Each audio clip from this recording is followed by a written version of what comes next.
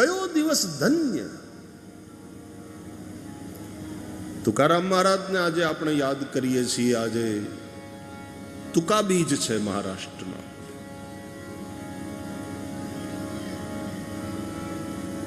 એમ કહે છે કે તુકારામ મહારાજ વિઠ્ઠલ વિઠ્ઠલ કરતા સદેહ સ્વર્ગે ગયા. ચૈતન્ય દેવ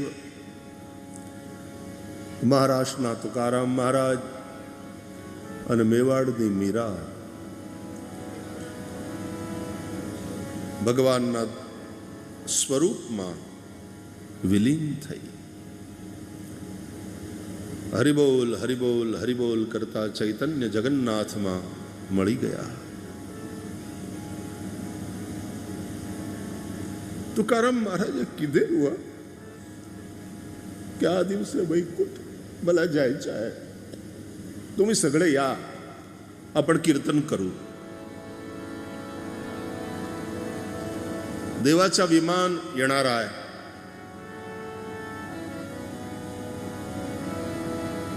भक्तो तो रेग्युलरली મળતા એમના સાનિધ્યમાં કીર્તન કરતા, અને ભાવુક ભક્તો તો આવું જ બોલે ને. એટલે એમનું ભાવુક વક્તવ્ય એમણે માન્યું.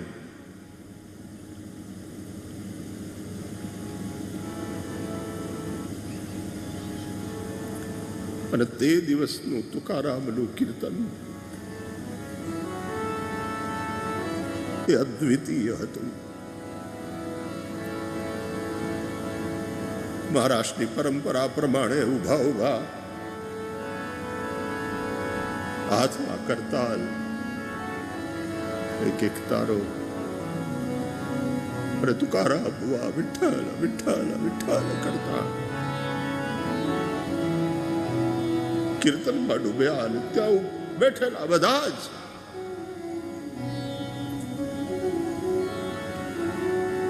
ભાવ સાગરમાં ડૂબ્યા. અને વિઠ્ઠલ વિઠ્ઠલ વિઠ્ઠલ વિઠ્ઠલ કીર્તન તાર સપ્તકમાં પહોંચ્યું.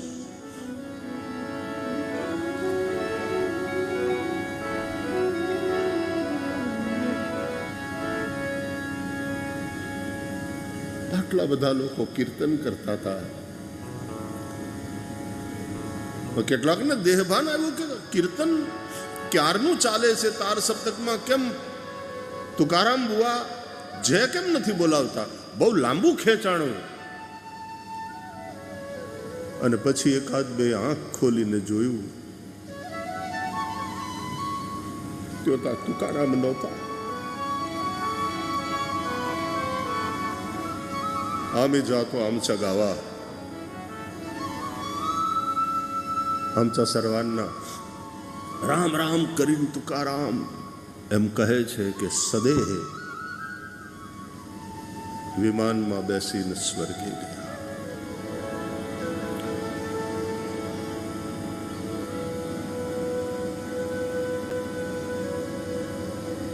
આ સંતોની ભૂમિ છે, આ મહાપુરુષોની ભૂમિ છે. ભારત વિશ્વ કા હૃદય है.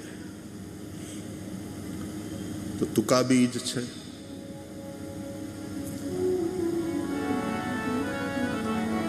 અને સ્વરૂપાનંદ સ્વામીના નિર્વાણના આ અવસરે છઠ્ઠી આ પુણ્યતિથિ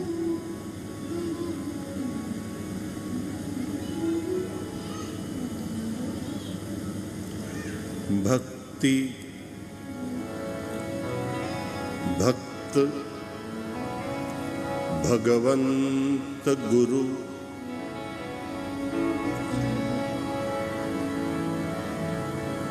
चतुर नाम वपु एक,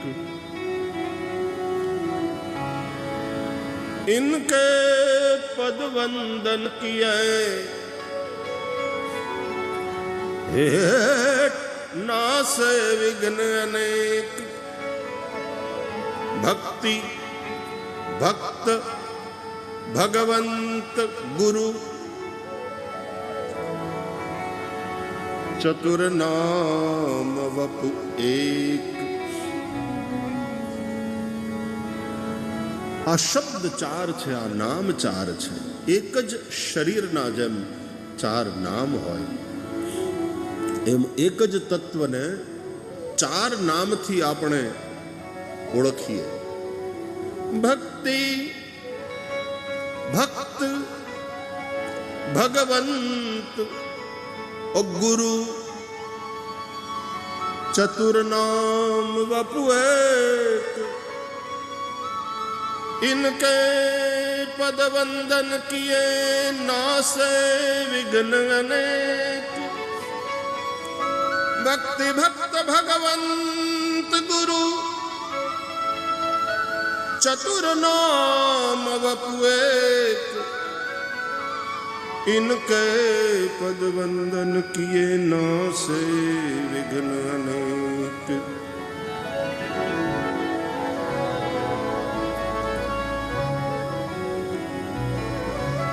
बाकी तो संसार सुख दुखात्मक है. हर्ष ने शोक, जय ने पराजय, द्वंद्व का दूसरा नाम है दुनिया.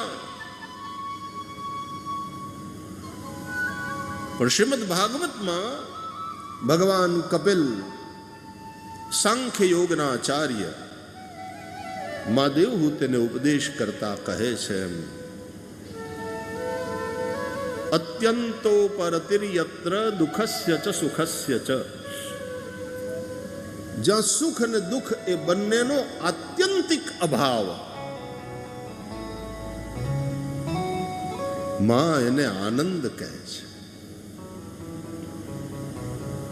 આનંદ,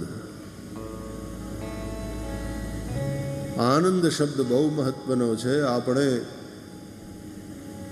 ભગવાનની સમકક્ષ મૂક્યો છે આ શબ્દને, આનંદ. બ્રહ્માનંદમ આનંદો બ્રહ્મેતિ વ્યજાનાત આનંદેનૈવ इमानि भूतानि जायन्ते. उपनिषद कहते हैं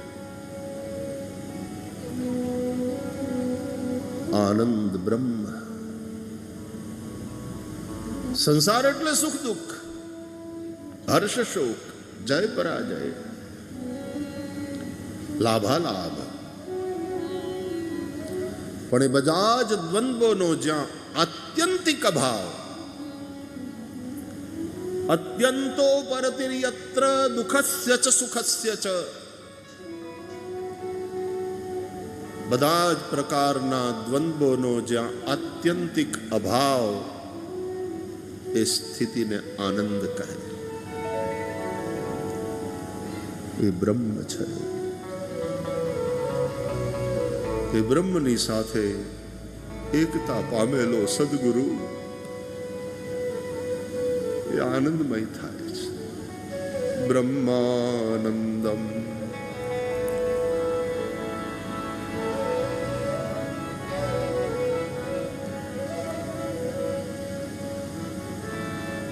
આપણે પોતે દીવો ન થઈએ ત્યાં સુધી પ્રગટેલ દીવાના સાનિધ્યમાં રહીએ તોય પ્રકાશ મળે,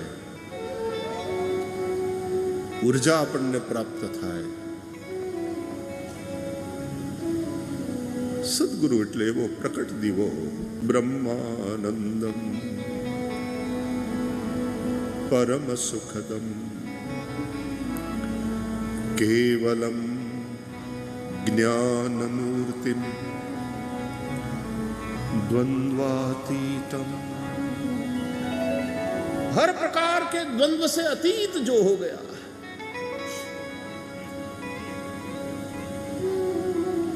गगन सदृशम तत्वमस्यादिलक्ष्यम,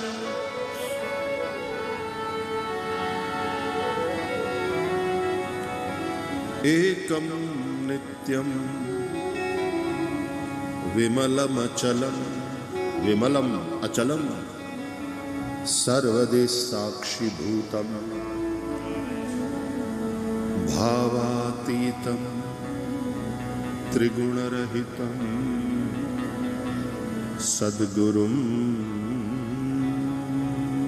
तं नमामि।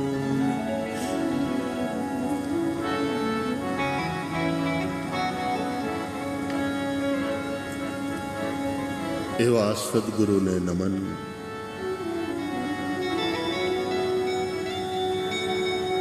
गुरु दीपक गुरु चांदणो,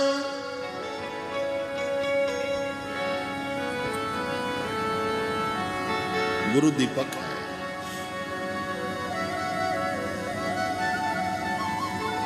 गुरु चंद्रमा है, प्रकाश देने वाला दीपक, शीतलता से भरने वाला चंद्रमा।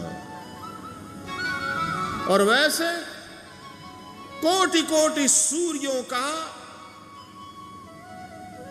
तेज, प्रकाश, ऊर्जा अपने में लेकर बैठा हुआ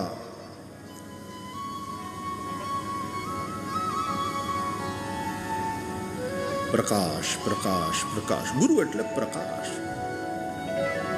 ગુનો અર્થ થાય અંધકાર, મલ, અજ્ઞાન। ગુરુનો અર્થ થાય પ્રકાશ, જ્ઞાન।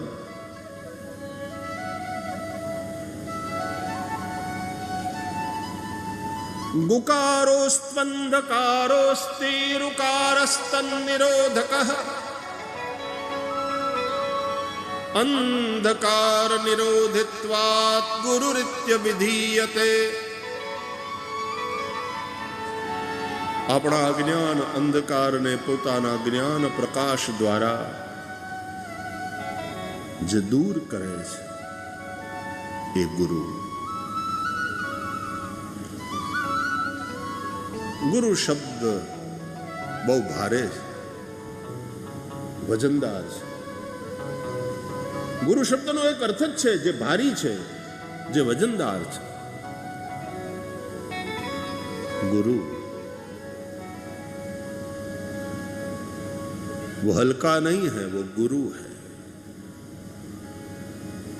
तो गुरु शब्द ने तो हवे अंग्रेजी डिक्शनरी वाळाए पण स्वीकार्यो। अंग्रेजी भाषा एवी छे कि एणे बीजी बधी भाषाना शब्दोने बहु स्वीकार्या। गुरु शब्द ने पण अंग्रेजी शब्दकोश में स्वीकारवामां आव्यो। એટલે પશ્ચિમના જગતના લોકોને પણ ગુરુ શબ્દનો અર્થ ખબર છે।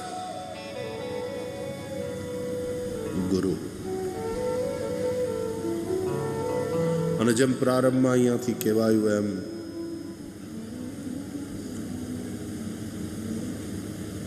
गुरु नाविक छे, गुरु कर्णधार छे। सदगुरु कर्णधार दृढ़ नावा, रामचरितमानस कहे छे। और क्योंकि भागवत ग्रंथ को सामने लेकर के बैठे हैं और साथ में यात्रा कर रहे हैं, तो श्रीमद् भागवत के आधार पर यदि कहा जाए तो एकादश स्कंद,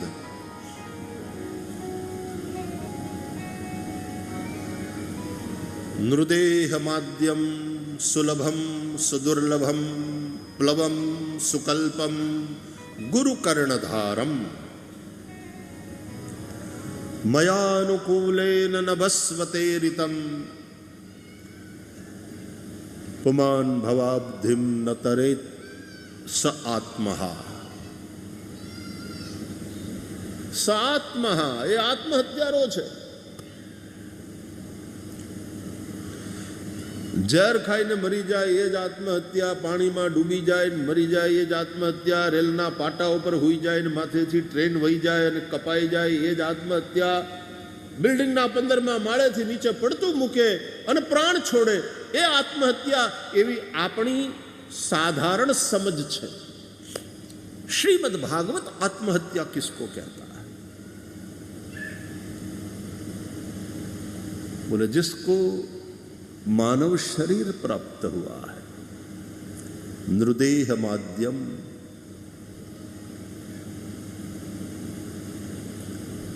मानव शरीर जेने मळ्युं, बड़े भाग मानुष तन पावा, सुर दुर्लभ सब ग्रंथ निगावा। तुलसीदास जी कहते हैं, અને આ માનવ શરીર કેવું બોલે, સુલભમ સુદુર્લભમ, જે સુદુર્લભ છે એ તને સુલભ થયું. દેવોને પણ જલ્દીથી માનવ શરીર મળતું નથી.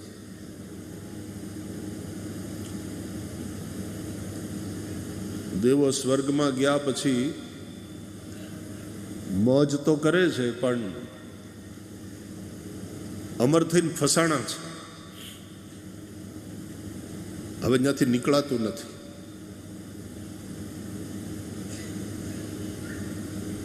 દેવોને પણ મનુષ્ય થવું છે, પણ હવે એ જલ્દી બને એમ નથી. દેવતા પછી મનુષ્ય નથી થઈ શકતા, તો આપણે મનુષ્યોએ જલ્દીથી દેવ થવાની ઉતાવળ કામ કરવી જોઈએ?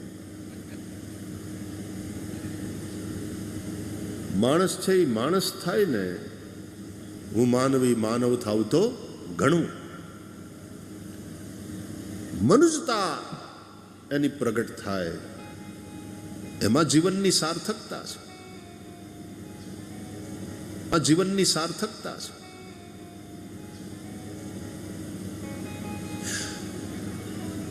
સરખામણી કરવી હોય તો એવું કહી શકાય કે દેવ શરીર એટલે ચાંદી, માનવ શરીર એટલે લોઢું.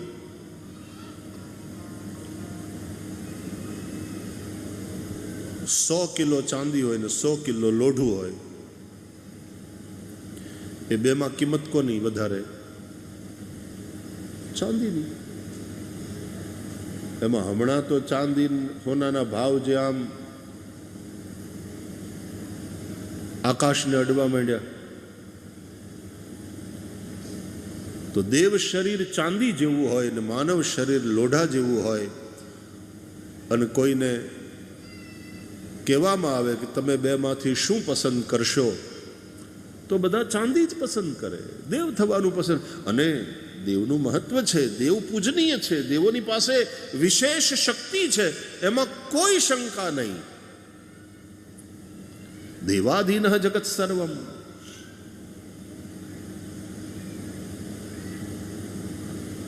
દેવ શરીર ચાંદી છે, માનવ શરીર લોઢું, તો બધા ચાંદી જ પસંદ કરે. પણ ઉતાવળ ન કરશો. ઉભા રહો, સાંભળો, પેલા બરાબર સાંભળો. દેવ શરીર ચાંદી, માનવ શરીર લોઢું. તમારે જે પસંદ કરવું હોય તે તમે કરો, પણ એક સૂચના છે, પારસમણી સાથે સ્પર્શ કરાવવામાં આવશે.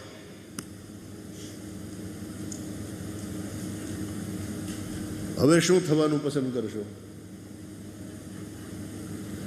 હવે ચાંદી તરફ ભાગશો કે લોઢા તરફ? ડાયા બુદ્ધિશાળી માણસો એને ખબર છે કે પારસમણી સાથે સ્પર્શ, પારસમણીના સ્પર્શની સંભાવના, તો પછી લોઢું જ પસંદ કરાય. કારણ કે પારસમણીના સ્પર્શથી લોઢું સોનું થાય. અને તો પછી 100 કિલો ચાંદી કરતા 100 કિલો સોનાની કિંમત તો ક્યાંની ક્યાં જાય ભાઈ. પારસમણીનો સ્પર્શ થાય તો ચાંદીમાં કોઈ ફેરફાર થતો નથી, એમાં કાંઈ પરિવર્તન થતું નથી. પણ જો પારસમણીનો સ્પર્શ થાય તો લોઢામાંથી સોનું બને. એમ દેવ શરીર ભલે ચાંદી જેવું હોય, માનવ શરીર ભલે લોઢા જેવું હોય, પણ સદગુરુ રૂપી પારસમણીનો સ્પર્શ થાય, કોઈ સંત રૂપી પારસમણીનો સ્પર્શ થાય, તો માનવમાં જે પરિવર્તન થાય છે, દેવોમાં નહીં. આપણા દુર્ભાગ્ય એ છે કે આપણે લોઢા જ રહી જઈએ છીએ, લોઢાએ પાછા કાટ ખાઈ ગયેલા, કામમાંય નથી આવતા. પડ્યા કાટ ખાઈ જઈએ, એના કરતા કોકને માટે ઘસાઈ છૂટીએ તોય તે લોઢું થવું થોડુંક તો સાર્થક થાય. પણ એમાંય જો સદગુરુ રૂપી પારસમણીનો સ્પર્શ થાય, ફિર ક્યા કહેના.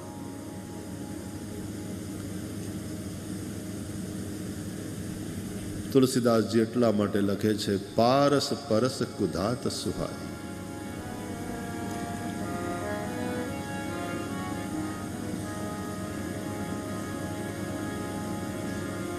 પારસ પરસ કુધાત, લોઢું એ ધાતુ બહુ આમ ઊંચી કિંમતી ન ગણાય ને,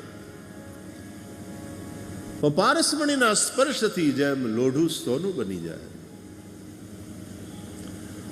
એમ સદગુરુ મળે, સંત મળે અને એનો સ્પર્શ જો આપણા હૈયાને થાય, આપણા હૈયાને સ્પર્શ થવો જોઈએ. પરાયણા એના હાથ પકડી પકડીને માથે મુકાવવા, મારા આશીર્વાદ આપો, આશીર્વાદ આપો, મારું કલ્યાણ થાય, મારા આશીર્વાદ આપો, એમ ખેંચા ખેંચ નહીં કરવાની, બાપુનો હાથ ખડી જાય. સદગુરુ આપણા હૃદયને સ્પર્શવો જોઈએ. એ જો આપણને સ્પર્શી જાય, પારસમણીનો સ્પર્શ થાય, તે દી એના થઈ જઈએ, એને શરણે જીવન સમર્પિત થઈ જાય. પારસ પરસ કુધાત સુહાઈ.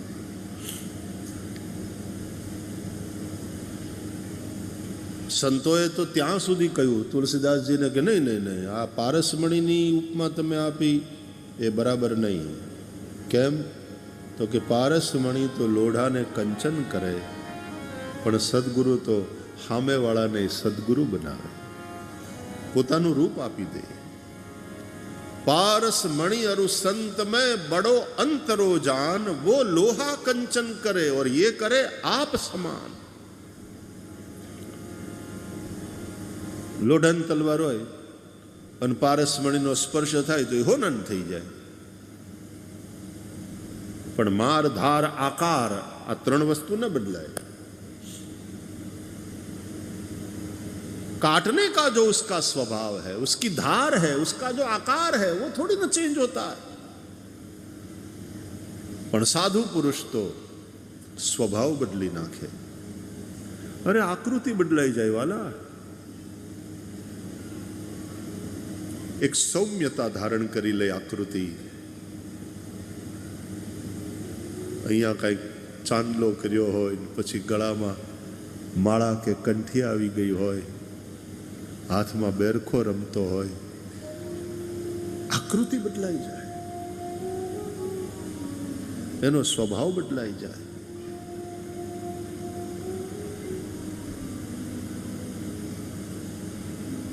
तो पारस मणि अरु संत में बड़ो अंतरो जान, वो लोहा कंचन करे, ये करे आप समान.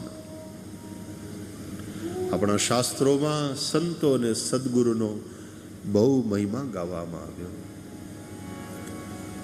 રામચરિતમાનસમાં તો ભગવાન રામ શબરીને નવદા ભક્તિનો ઉપદેશ કરે છે. એમાં સાતમી ભક્તિ કઈ એ બતાવતા કહે છે, સાત વસમ મોહી માય જગ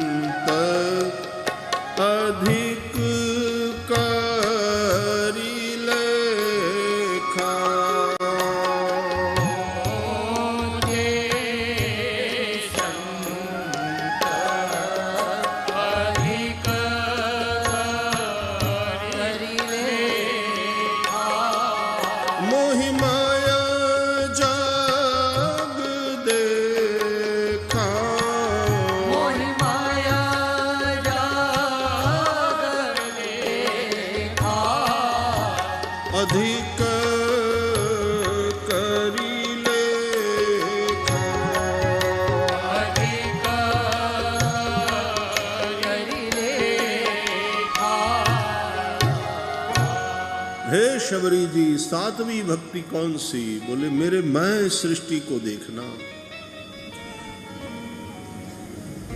समान. लेकिन कोई साधु पुरुष का जब दर्शन होए तो थोड़े विषम हो जाना. साधु को, सदगुरु को मेरे से भी अधिक समझ करके वंदन करना। એટલા માટે ગુરુ ગોવિંદ દોનો ખડે કાકો લાગુ પાય, બલિહારી ગુરુ આપ की कि मोहे गोविंद दियो बताए। एक संत कहते थे, किसी ने पूछा उस संत से कि महाराज जी ये भगवान संतों की इतनी महिमा क्यों करते हैं? मोते संत अधिक करी लाखा, मेरे से भी श्रेष्ठ समझना, इतनी महिमा ज्यादा क्यों करते हैं संतों की भगवान? तो ये साधु पुरुषे सरस जवाब आप्यो, करना ही पड़ेगा, नहीं करेंगे तो उसकी दुकान बंद हो जाएगी, भगवान की दुकान बंद हो जाएगी। इसलिए भगवान की दुकान चलती है संतों के चलते। ये संत ही है जो जीवों को भगवत अभिमुख करते हैं, संसार छोड़ावे છે, ભગવાનના શરણમાં મૂક્યો છે। મોતે સંત અધિક કરી લેખા। શ્રીમદ ભાગવતને આપણે લઈને બેઠા છીએ ત્યારે શ્રીમદ ભાગવતમાં તો ભગવાન પોતે સ્વમુખે કહે છે, અહમ ભક્ત પરાધીનઃ હ્યસ્વતંત્ર ઇવ દ્વિજ સાધુભિર ગ્રસ્ત હૃદયો ભક્તૈર ભક્ત જન પ્રિય। અહમ ભક્ત પરાધીનઃ।